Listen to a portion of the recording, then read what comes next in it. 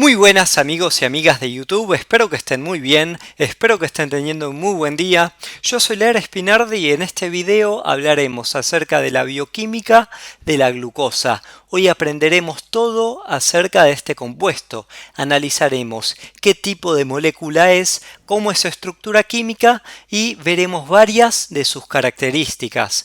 La idea de esta explicación es que entiendas todo acerca de este tema y que con esta información puedas aprobar tu examen de bioquímica. Pero, sin extendernos más, vamos con la explicación. Empecemos. Acá tenemos una molécula de glucosa. Y vos te estás preguntando, ¿qué es la glucosa? Básicamente, la glucosa va a ser un carbohidrato. ¿Qué es un carbohidrato? Te estás preguntando. Un carbohidrato es básicamente un tipo de molécula que va a tener carbonos y en esos carbonos va a tener unidos hidroxilos, como podemos ver acá.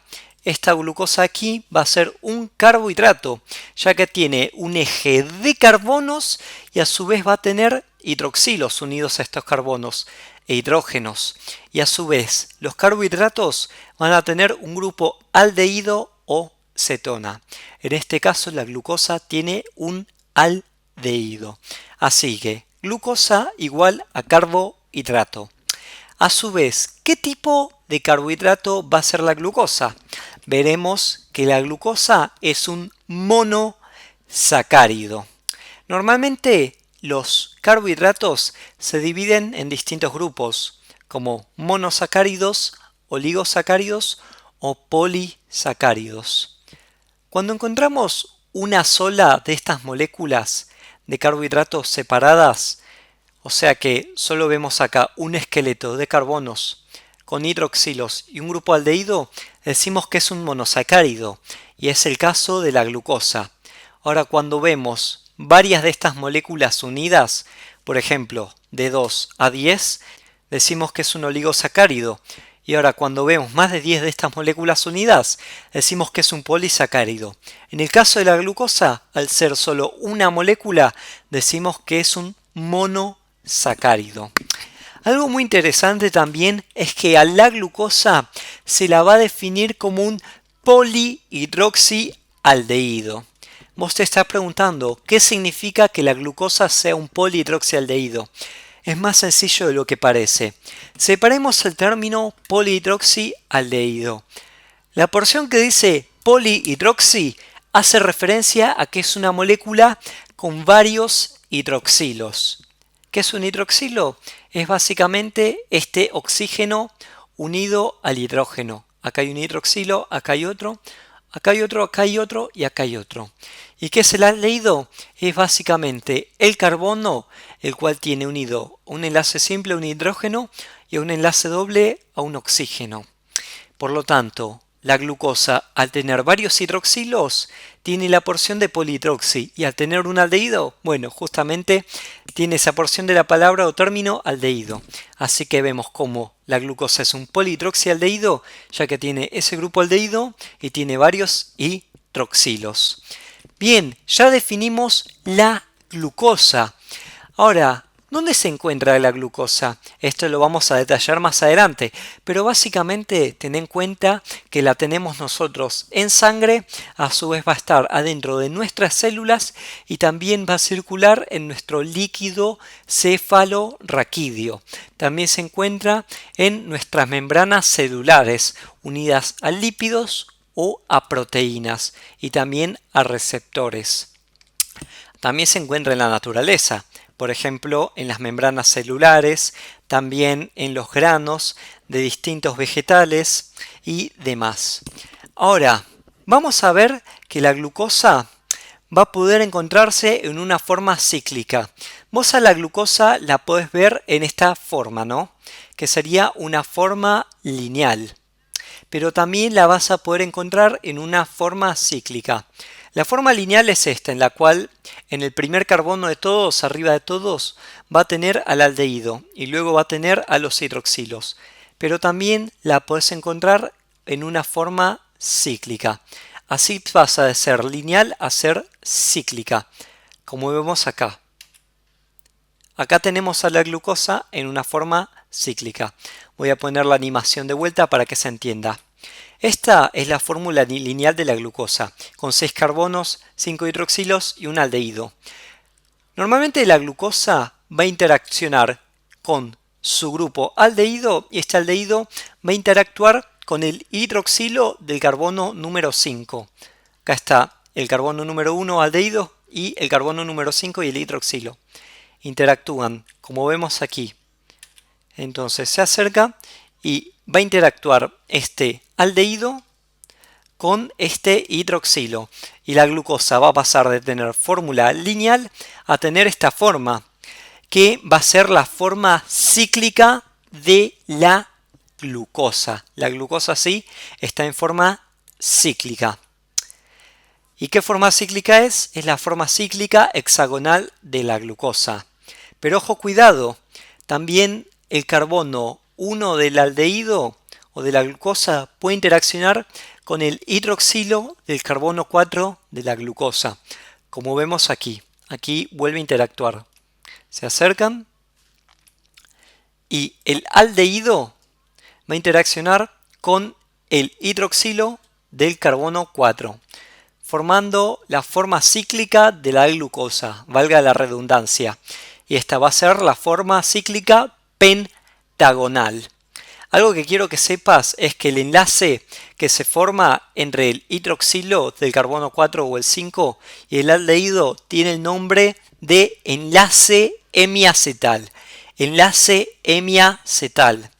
A su vez, la forma hexagonal también va a recibir el nombre de ciclo pirano o también el nombre de forma piranosa o ciclo piranosa. Y la forma pentagonal de la glucosa va a recibir el nombre de ciclo furano, también conocido como forma furanosa. Y en la naturaleza se encuentra normalmente la glucosa en forma de ciclo pirano o en forma de piranosa.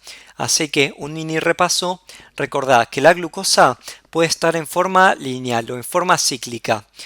Al pasar de forma lineal a forma cíclica, el aldehído interacciona con el hidroxilo del carbono 4 o del carbono 5. Si interacciona con el hidroxilo del carbono 5, nos va a dar lugar a la glucosa en forma hexagonal, que es el ciclo pirano. Y si interacciona el aldehído de la glucosa con el hidroxilo del carbono número 4, nos va a dar a la glucosa de forma o de ciclo pentagonal, que es el ciclo furano. Ahora, vamos a ver que la glucosa posee un fenómeno, una característica muy importante en su bioquímica, que es la mutarrotación. Acá tenemos a la glucosa en su forma piranosa, el ciclo pirano. Bien, acá tenemos dos. Algo que puede suceder es que en este carbono 1 de acá, el hidroxilo en vez de estar para arriba, esté para abajo. O sea que hay una versión de la glucosa en la cual el hidroxilo del carbono 1 está para arriba y otra versión de la glucosa en la cual el hidroxilo del carbono 1 está hacia abajo. Y vos te preguntás, ¿por qué es importante esto? Bueno, esto es muy importante porque nos da lugar a dos formas de la glucosa que se dicen que entre ellas son isómeros. ¿Y por qué es importante que sean isómeros? Es básicamente porque cada forma o cada isómero de la glucosa va a rotar la luz polarizada con un ángulo distinto. O sea que la diferencia de ubicación de este hidroxilo hace que esta glucosa tenga un ángulo de rotación de la luz polarizada. Y este hidroxilo y la posición del mismo hace que esta glucosa tenga otro ángulo de rotación de la luz polarizada distinto con respecto a este. Cuando el hidroxilo del carbono 1 de la glucosa está hacia arriba, vamos a decir que esta va a ser una beta de glucosa. La D después vamos a ver por qué es. Pero quiero que sepas que cuando el hidroxilo está hacia arriba en el carbono 1, esta glucosa es beta. En cambio, cuando el hidroxilo está hacia abajo, apuntando hacia abajo en el carbono 1 de la glucosa, va a ser alfa. Y la beta de glucosa, si se le envía luz polarizada, va a tener un ángulo de rotación de la luz polarizada de 18,7 grados a la derecha. En cambio, la alfa de glucosa de 112,7 grados hacia la derecha. Resumiendo y recapitulando, quiero que recuerdes que la glucosa, cuando está en forma cíclica, en su carbono número 1 puede tener el hidroxilo hacia arriba o hacia abajo. Cuando el hidroxilo del carbono 1 de la glucosa está hacia arriba, decimos que esa glucosa está en forma beta, o sea que es la beta de glucosa. Ahora, si el hidroxilo está hacia abajo, se dice que esa glucosa está en forma alfa, la alfa de glucosa. Y cada una de estas formas rota la luz polarizada con un ángulo distinto. O sea que si ponemos una solución en agua de beta de glucosa y la enviamos luz polarizada, esa luz polarizada al pasar por la solución va a girar 18,7 grados. En cambio, si ponemos agua y a esta le agregamos alfa de glucosa y a esa solución le hacemos que pase luz polarizada, esa luz polarizada al salir de la solución va a rotar 112,7 grados. Y otra cosa importante que te quiero decir es que estos son anómeros de la glucosa. O sea, a este tipo de isómeros se los denomina como anómeros. Algo que quiero que sepas y que es muy importante es que la glucosa es un monosacárido, como vimos antes, y esta se puede juntar con otros monosacáridos para formar disacáridos. La glucosa forma disacáridos. Y vamos a analizar algunos, no todos, solo los más importantes de los monosacáridos que puede formar la glucosa. Acá tenemos dos glucosas que se unen. ¿Cuándo es que una glucosa se une con otra? Y el enlace es entre el carbono número 1 de una glucosa y el 4 de la otra. Vamos a ver que el compuesto o el disacárido se llama maltosa, que va a estar en la malta. Acá tenemos un ejemplo de disacárido, que son dos monosacáridos unidos. En este caso, los dos monosacáridos son las dos glucosas. Ahora, imagínate que tenemos esto de acá. Por un lado tenemos a una glucosa, que es un monosacárido. Y acá tenemos otro monosacárido, que es una galactosa. Por un lado galactosa y por el otro glucosa. Y a su vez, el enlace se va a dar entre el carbono 1 de la galactosa y el carbono 4 de la glucosa, y formando a un disacárido. Este disacárido va a ser la lactosa. La lactosa, como dijimos recién, es un disacárido formado por la unión de dos monosacáridos, glucosa y galactosa. Y es el azúcar de la leche. La encontramos principalmente en los lácteos y más que nada en la leche. Nosotros cuando la digerimos tenemos una enzima que divide a la lactosa en glucosa y galactosa, que se llama lactasa. Y la tenemos en los enterocitos de nuestro intestino delgado. A su vez, imagínate que unimos a estos dos monosacáridos, que son glucosa y fructosa. Nos van a dar a un disacárido, que va a ser la sacarosa. Que la sacarosa es básicamente el azúcar de mesa. Es el azúcar que compras en el supermercado. El azúcar de mesa es la sacarosa. Entonces ya vimos que la glucosa, cuando se junta con otros monosacáridos, puede formar distintos disacáridos. Algunos ejemplos que vimos pueden ser la lactosa, también la maltosa o la sacarosa.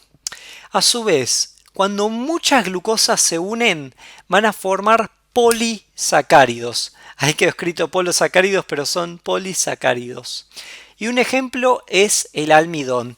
El almidón va a ser un polisacárido que se forma a partir de la unión de miles de glucosas.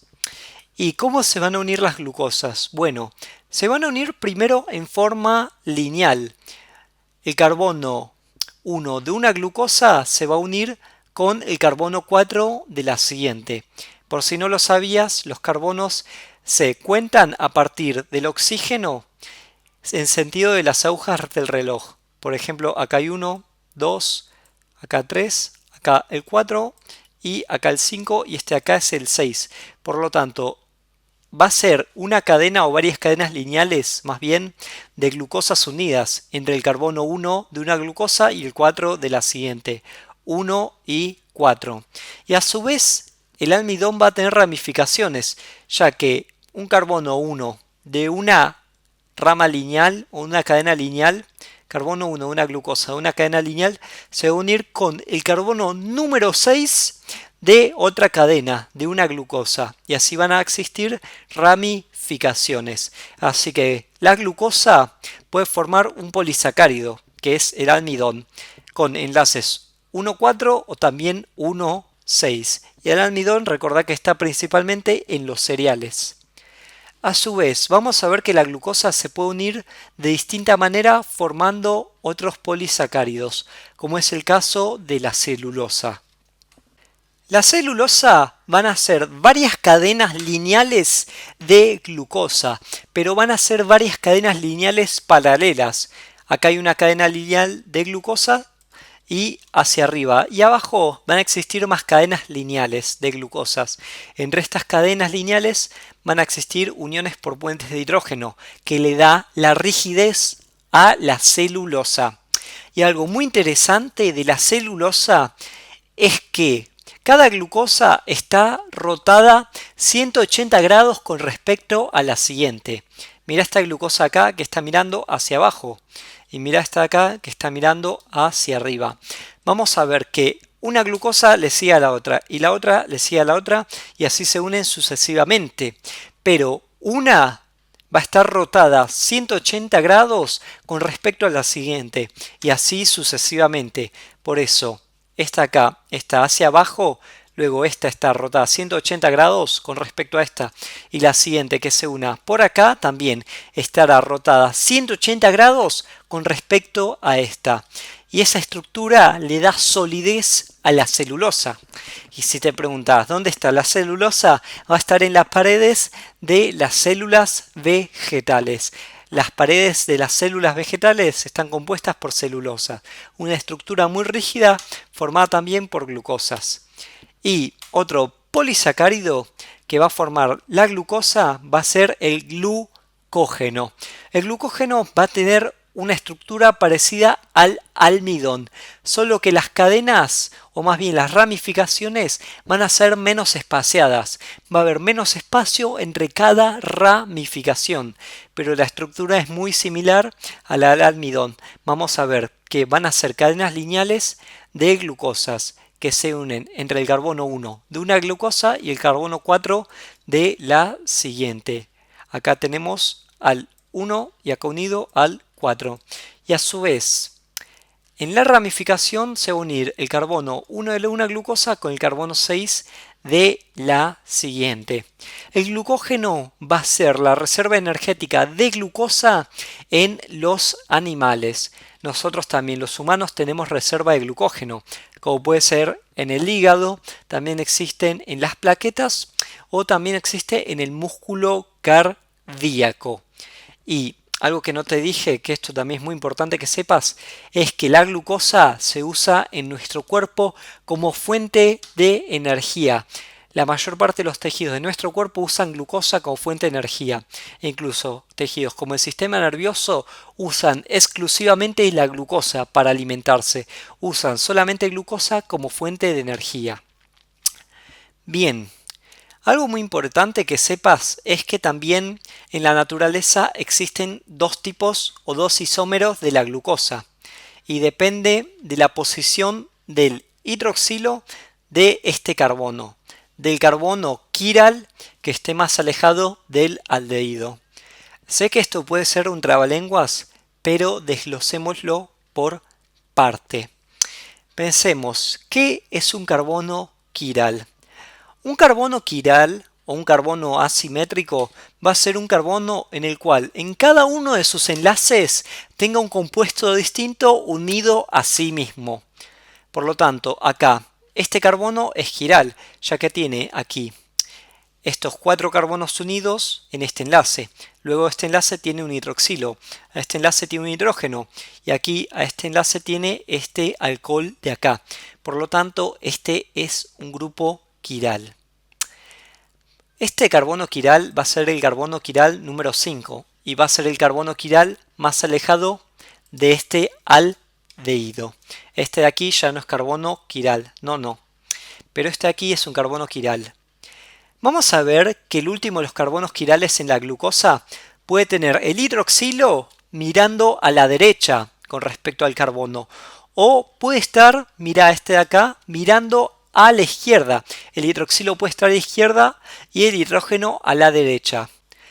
Cuando en una glucosa el carbono asimétrico o quiral número 5 tiene al hidroxilo a la derecha, vamos a decir que esta es una D-glucosa. En cambio, cuando el hidroxilo está hacia la izquierda, vamos a decir que es una L-glucosa. Entre estos son diesteroisómeros. Estas dos glucosas son diesteroisómeros entre sí. ¿Y en dónde surge la importancia de esto? Esto es importante básicamente porque nuestro cuerpo y nuestras enzimas solo pueden interactuar con D-glucosa. Con L-glucosa no pueden interactuar. L-glucosa normalmente tiene más sentido o tiene más utilidad o más función en el metabolismo y en la función de las bacterias. Pero nuestro organismo solo puede utilizar y procesar D-glucosa, el diestereoisómero que tiene el hidroxilo del carbono 5 a la derecha. En cambio, la L-glucosa nosotros no la podemos utilizar, la usan bacterias. A su vez, ¿dónde está la glucosa? Va a estar en nuestro cuerpo principalmente, circulando en la sangre y también puede estar en el líquido cefalorraquídeo y también se la puede encontrar en la naturaleza en los frutos maduros. También recordá que es una de las principales fuentes de energía que tenemos nosotros y normalmente en anaerobismo, o sea cuando no tenemos oxígeno, es una muy buena fuente de energía. Otros datos adicionales es que participa en rutas metabólicas como la glucólisis, que es cuando se degrada glucosa para obtener energía. También participa en la gluconeogénesis. La gluconeogénesis, nuestro cuerpo crea glucosa a partir, por ejemplo, de aminoácidos. O también va a participar en la glucogenogénesis, o sea, la síntesis de glucógeno. En la glucogenogénesis, nuestro cuerpo y nuestras enzimas crean glucógeno a partir de moléculas de glucosa. En todas esas reacciones participa la glucosa. Y por último, quiero que sepas que la glucosa tiene poder reductor, o sea que puede reducir a otros compuestos a expensas de que la misma se oxide. Y eso sería todo acerca de la bioquímica de la glucosa. Sé que hay muchísimas más cosas para decir del tema, como puede ser que la glucosa puede dar distintos ácidos, como el ácido glucurónico, que también participa en otras rutas, también se puede hablar de cómo se filtra, pero acá hablamos de las cuestiones fundamentales de su bioquímica y abordamos en dónde está. Tiene muchas rutas metabólicas y demás, pero esos son otros temas para otros videos que vamos a abordar más en futuro. Igual también, si buscas en mi canal, hay muchos videos acerca de su metabolismo. Si te gustó, le puedes dejar like, puedes comentar cualquier duda que te haya quedado y no dudes en suscribirte que me ayudas un montón. Como si todo esto no fuera suficiente, en el comentario fijado te voy a dejar un link que te va a llevar al PowerPoint que usé para armar este video y lo vas a poder descargar de forma completamente gratuita. Así lo puedes usar para estudiar. Ya sin nada más que decir, me despido y te espero en el próximo video. Nos vemos. Y acá te dejo otro video que te va a ser muy útil. Ahora sí, nos vemos.